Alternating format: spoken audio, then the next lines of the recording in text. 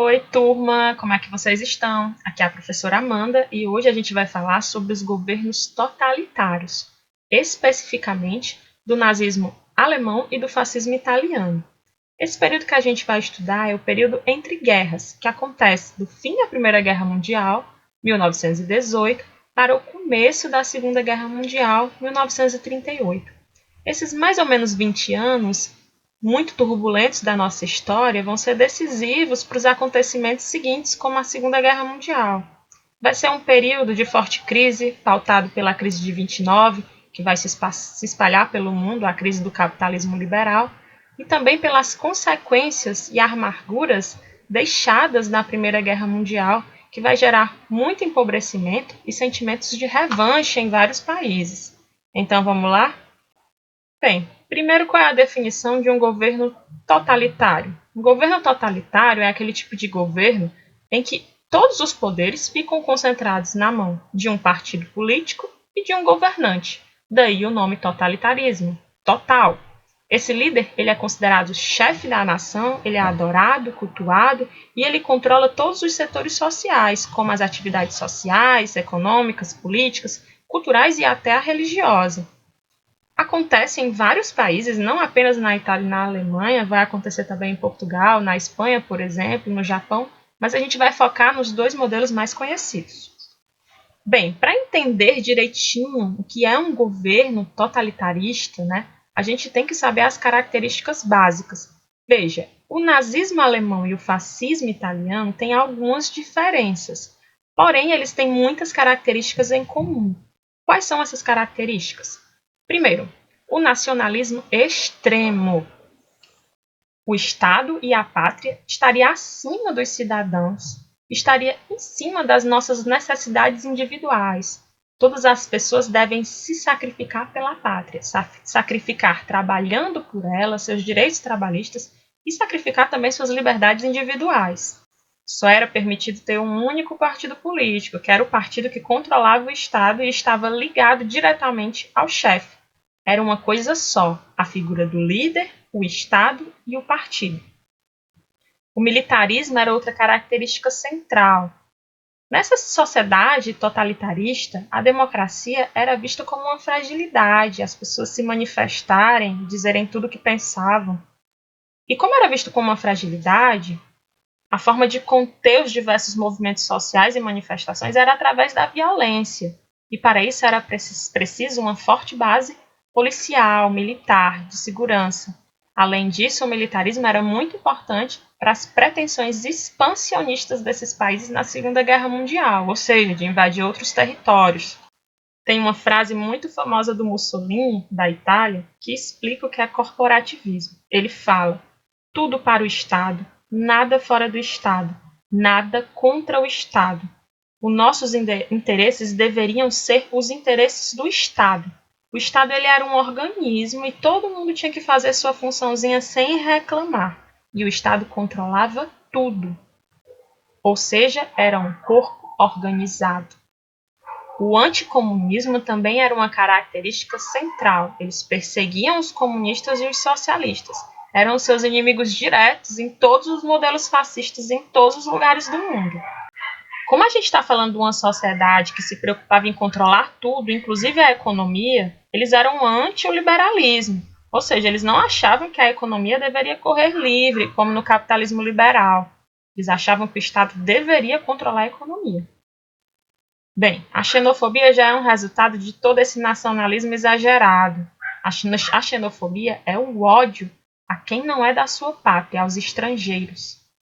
Existiam outras características, como o culto ao líder central, a romantização desse governo, evocando um passado glorioso, como no caso da Itália, evocando a uma Roma antiga, poderosa. Tudo isso para criar uma ideia de grandiosidade que seria alcançada com esses líderes e esses estados totalitários. Era necessário, para que tudo isso ficasse na cabeça da população, que houvesse muita propaganda e muita educação nos colégios que instruíssem as pessoas a obedecer ao Estado. Então imagina, você com 5, 6 anos de idade, tendo que ouvir as ideias do nazismo contra os judeus e achar que tudo isso era normal.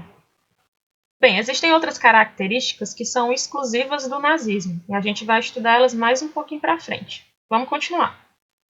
Mas por que, professora, esses regimes aconteceram? Por que eles existiram? Por que eles ganharam tanta dimensão? Porque as pessoas aceitaram. Não dá para pensar que o nazismo existiu só por causa do Hitler. Não dá para pensar que o fascismo aconteceu só por causa do Mussolini. A sociedade, de alguma forma, apoiou tudo aquilo que estava acontecendo. Pessoas normais, como eu ou você. Para a gente entender por que esses partidos ganharam tamanha dimensão e tiveram muitos apoiadores, ou se não tiveram tantos apoiadores, mas muitas pessoas que não fizeram nada para impedir que eles acontecessem, nós temos que entender o cenário daquele período na Europa.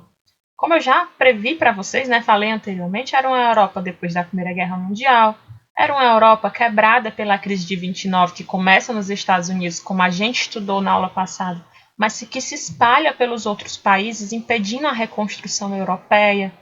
Havia um crescimento dos partidos socialistas após a Revolução Socialista que aconteceu na Rússia. Então, nesses países, a burguesia, o grande capital, estava muito preocupada em acontecer uma revolução socialista lá. E começou a apoiar esses partidos fascistas. Vejam, os outros países estavam vendo que esses partidos estavam crescendo lá. A Inglaterra e a França sabiam que o Hitler estava crescendo na Alemanha, que o Mussolini estava crescendo na Itália. Por que não fizeram nada? Porque na ideia deles era melhor que esses partidos fascistas crescessem do que o socialismo se expandisse. Depois a gente vai ver as consequências desse ato.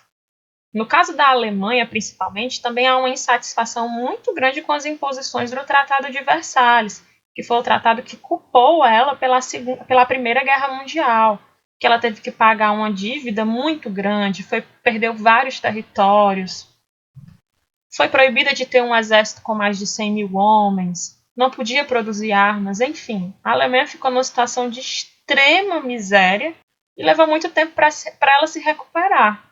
Quando ela já estava começando a se recuperar, a crise de 29 veio com tudo, dando abertura para os partidos fascistas crescerem, pois eles prometiam, no caso do Hitler, tirar a Alemanha da crise que ela estava.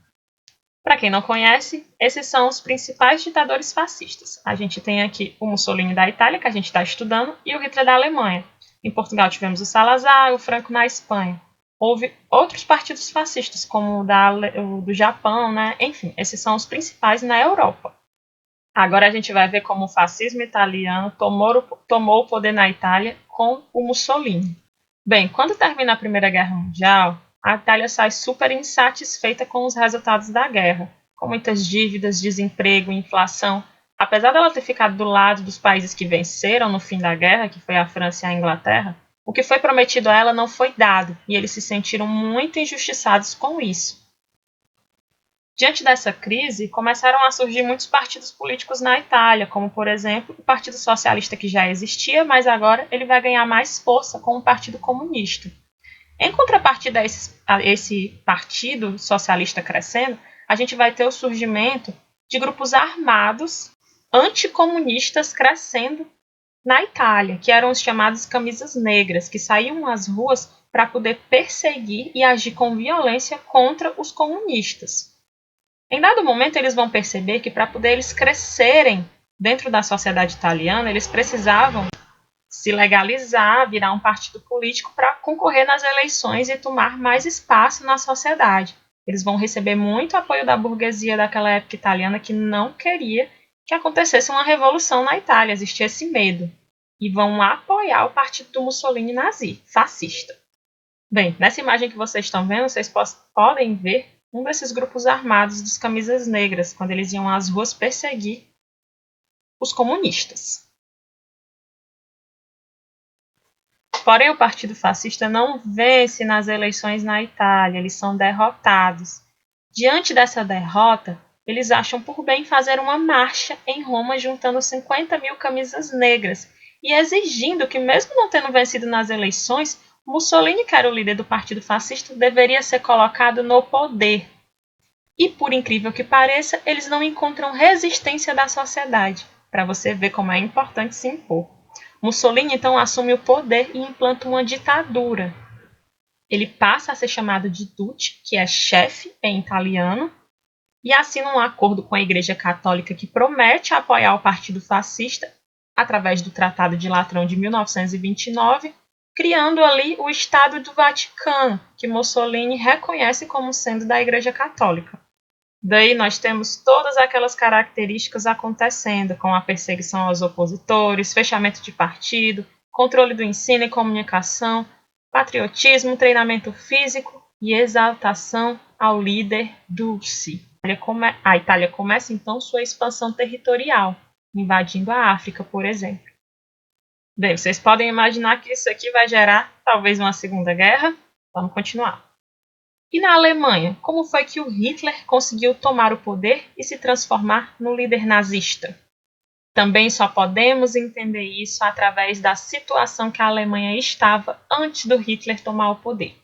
Ela estava numa república, que era uma república controlada pelo parlamento por um ministro. Essa república foi instalada depois do Tratado de Versalhes, ou seja, depois do fim da Primeira Guerra Mundial. E os fatores que levaram ao sucesso do nazismo naquela sociedade era o Tratado de Versalhes, que criou um revanchismo, um sentimento de vingança muito grande na população. Eles tinham muitas dívidas e a necessidade de uma reconstrução. E a crise de 29, muita fome, miséria e desemprego. Cerca de 40% da população alemã ficou desempregada naquele período. A fome era imensa. Além disso, como aconteceram nos outros países, houve um crescimento dos grupos socialistas nas eleições, gerando medo, adivinhem quem? Na burguesia, que não queria ver esses partidos crescendo e começaram a apoiar os partidos nazistas. Um partido em específico, o nazi. O nazismo já existia quando Hitler se filia ao chamado Partido Nacional Socialista dos Trabalhadores Alemães, que, devo dizer, não é socialista, certo?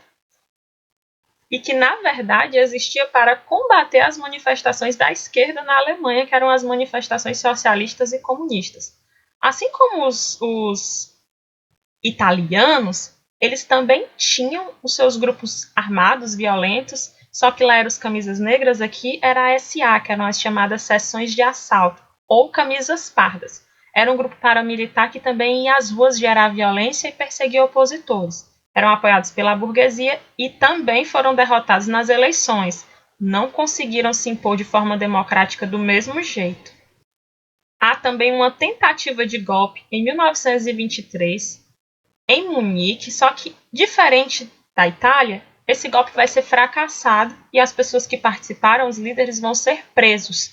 Adivinha quem vai ser preso? Hitler é preso e lá na cadeia ele escreve o livro que é a base de toda a sua ideologia nazista. Mein Kampf, ou Minha Luta. Lá ele escreve os princípios básicos do nazismo, que são exatamente as características a mais que o nazismo tem e as diferenças com relação ao fascismo italiano. Vamos ver as características? A primeira é superioridade da raça ariana.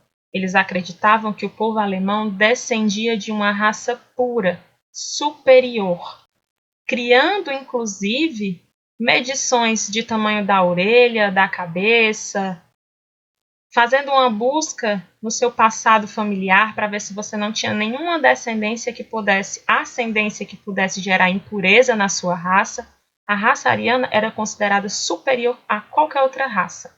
E aí eles perseguiam muito os negros, os ciganos e os judeus. Nessa tem uma característica específica, que seria o antissemitismo, ou a perseguição aos judeus.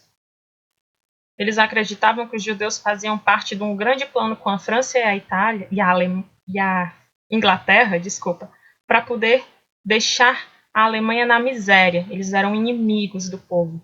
E ele nutria, nessas ideias, um ódio muito grande aos judeus. Aqui são imagens do antissemitismo alemão.